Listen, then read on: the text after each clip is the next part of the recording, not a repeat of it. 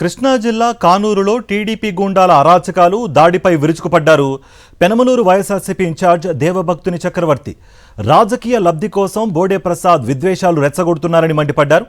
బోడే ఉడత ఊపులకు భయపడే ప్రసక్తే లేదని, ఒకటికి రెండింతలు ఖచ్చితంగా తిరిగిస్తామని వార్నింగ్ ఇచ్చారాయన.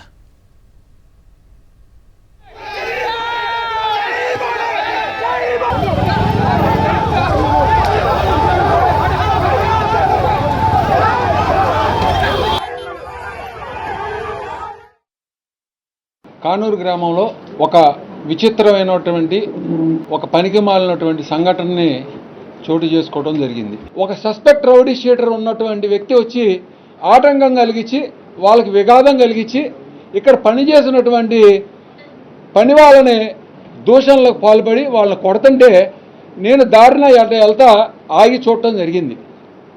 నేను వాళ్ళకి స్పష్టంగా తెలియజేశా, మీకు ఏదైనా సమస్య ఉంటే పోలీస్ స్టేషన్లోకి వెళ్ళి కంప్లైంట్ ఇవ్వండి, పోలీస్ యంత్రాంగం వాళ్ళు పిలిపించి అన్నీ చూస్తారని చెప్పా.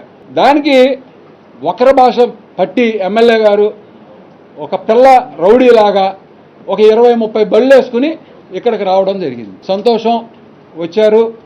మీ పార్టీ దిమ్మలకి మేమైనా అఘాతం కలిగించి ఉంటే మీరు ఏ చర్య తీసుకున్నా తప్పులేదు. నేను మిమ్మల్ని తిన్నగా అడుగుతున్న ఎమ్మెల్యే గారిని, ఇక్కడ జరిగితే ఇగోండి ఇక్కడ మీరు నిర్మూలన జరిగిందన్నారు, మీరు తీసుకొచ్చి ఇక్కడ దిమ్మ ఎందుకు ఇక్కడ కట్టారని అడుగుతున్నా.